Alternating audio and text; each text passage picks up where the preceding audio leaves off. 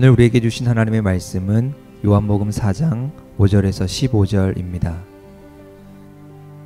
사마리아에 있는 수가라 하는 동네에 이르시니 야곱이 그 아들 요셉에게 준 땅이 가깝고 거기 또 야곱의 우물이 있더라. 예수께서 길 가시다가 피곤하여 우물 곁에 그대로 앉으시니 때가 6시쯤 되었더라. 사마리아 여자 한 사람이 물을 기르러 왔음에 예수께서 물을 좀 달라 하시니 이는 제자들이 먹을 것을 사러 그 동네에 들어갔음이러라. 사마리아 여자가 이르되 당신은 유대인으로서 어찌하여 사마리아 여자인 나에게 물을 달라 하나이까 하니 이는 유대인이 사마리아인과 상종하지 아니함이러라. 예수께서 대답하여 이르시되 내가 만일 하나님의 선물과 또 내게 물 좀 달라 하는 이가 누구인 줄 알았더라면 내가 그에게 구하였을 것이요 그가 생수를 내게 주었으리라. 여자가 이르되 주여 물 기를 그릇도 없고 이 우물은 깊은데 어디서 당신이 그 생수를 얻겠사옵나이까. 우리 조상 야곱이 이 우물을 우리에게 주셨고 또 여기서 자기와 자기 아들들과 짐승이 다 마셨는데 당신이 야곱보다 더 크니이까. 예수께서 대답하여 이르시되 이 물을 마시는 자마다 다시 목마르려니와 내가 주는 물을 마시는 자는 영원히 목마르지 아니하리니 내가 주는 물은 그 속에서 영생하도록 솟아나는 샘물이 되리라. 여자가 이르되 주여 그런 물을 내게 주사 목마르지도 않고 또 여기 물 기르러 오지도 않게 하옵소서. 오늘 우리에게 주신 하나님의 말씀입니다.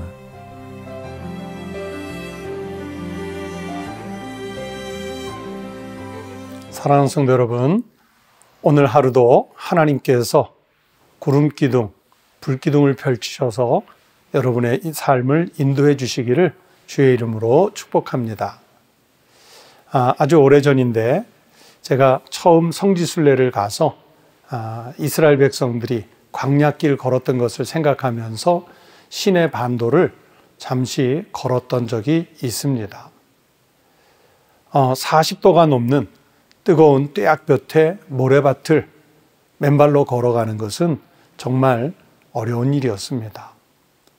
그런데 신기한 것은 그 시내 반도에서 목축을 하는 베두인족이라는 사람들이 있었는데 근처에 오아시스도 없는데 저들은 물을 어디에서 구할까 궁금증이 일어서 가이드에게 물어봤습니다. 가이드가 놀라운 방법을 얘기해 줬습니다. 아무리 오아시스가 없는 그런 사막이라 할지라도 어느 곳에 가면 아주 소량의 물이 모래 밑에 있는 경우들이 있다고 합니다. 보통 사람들은 아무리 물이 있는 곳이라고 해도 물을 찾아낼 수는 없는데 그런데 그 베두인들은 물을 찾아낼 수 있는 아주 예민한 발을 가지고 있다고 합니다.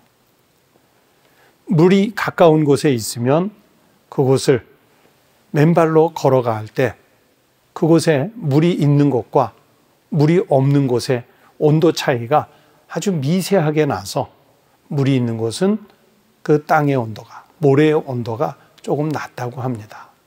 그래서 그것을 손이나 또는 삽을 이용해서 파내면 약간의 물이 나와 그곳에서 천막을 치고 며칠 생활할 수 있는 그런 정도 소량의 물을 얻을 수 있다는 이야기를 들었습니다. 저는 그 이야기를 들으면서 그런 생각을 해봤습니다.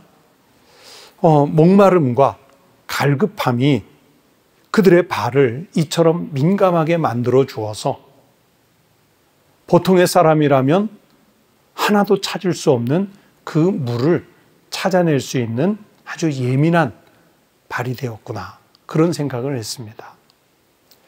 여러분 궁축통이라는 말이 있지요. 간절한 마음을 가지면 통한다는 뜻의 말입니다. 여러분 신앙생활 속에서 우리에게 주님을 향한 간절함이 있으신지요? 여기에서 여러분에게 한 가지 질문을 하고 싶습니다. 내가 인생을 살아가다가 아주 심각한 삶의 갈증을 만났는데, 내 영혼의 갈증을 만났는데 그것을 해소해 줄 수 있는 하나님의 말씀, 능력의 말씀을 내가 갖고 있는지요? 내 인생의 위기를 만났을 때 그것을 해결할 수 있는 아주 민감한 영적인 우리의 그 신경을 깨울 수 있는 하나님의 말씀을 갖고 계시는 것이 있으신지요? 오늘 우리가 읽은 성경 말씀 요한복음 4장 5절 이하의 말씀을 보시면 남편을 여러 번 바꾸었음에도 불구하고 만족함이 없었던 여인이 나옵니다. 우리는 보통 이 여인을 사마리아 수가성의 우물가의 여인이라고 알고 있죠. 이 여인은 늘 남편에 대한 욕구, 그것이 자신의 가장 큰 문제라고 생각했었습니다. 이 여인은 그것이 자신의 인생을 가로막고 있는 영적인 문제라고는 전혀 생각하지 못했던 것입니다. 그런데 예수님과 우물가에서 만났을 때 예수님은 그녀가 갖고 있는 간절함이 무엇인지를 아셨습니다. 그 여인 자신도 모르고 있는 내면의 깊은 영적인 갈급함을 우리 예수님은 알아주셨다는 말씀입니다. 그래서 예수님은 그 여인에게 이렇게 말씀하죠. 마시면 다시는 목마르지 않을 물이 나에게 있다. 그렇게 말씀하셨어요. 그랬더니 여인은 그 물을 자기에게 달라고 예수님에게 요청을 합니다. 여러분, 그 물은 무엇이었겠습니까? 여러분이 짐작하시는 대로 그 물은 우물에서 길어 올리는 물이 아닙니다. 수도꼭지를 틀어서 얻을 수 있는 물이 아닙니다. 호수나 강을 통해서 얻을 수 있는 물이 아닙니다. 여러분, 그 물은 다름 아니라 우리 예수님 자신이셨고 예수님께서 말씀하신 복음이었습니다. 예수님에게 복음을 들은, 그리고 예수님을 직접 만난 이 여인은요, 예수님을 만남으로써 자기 인생의 가장 심각한 갈증을 해결할 수 있는 길을 알게 되었습니다. 그래서 그는요, 마을 사람들에게 달려 들어가서 예수님을 만난 소식, 자기가 예수를 만났다, 그리스도를 만났다, 메시아를 만났다는 것을 큰 소리로 자랑하지 않습니까? 우리가 잘 알고 있는 대로 여인은 그 마을 사람들에게 아주 음란한 여인이었고요, 죄인이었고요, 상종하기에는 껄끄러운 여인이었습니다. 여인은 또 여인 입장에서 마을 사람들에게 그렇게 달려가서 자랑할 만한 것이 아무것도 없었던 그런 비천한 여인에 불과했었습니다. 그랬던 그 여인이 예수님을 만나고 주님을 통해서 복음을 들었기 때문에 부끄러워하지 않고 여인이 그 마을에 뛰어 들어가서 예수님을 자랑할 수 있었던 것입니다. 여러분은 어떤 생명수를 가지고 있습니까?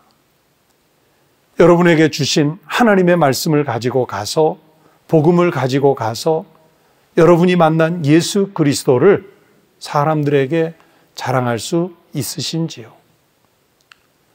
제가 가끔 설교를 통해 또는 성경 공부를 통해 우리 성도들에게 좋은 그리스도인은 간증이 있는 그리스도인이다, 좋은 교회는 간증이 많은 교회다 라는 것을 말씀드릴 때가 있었습니다.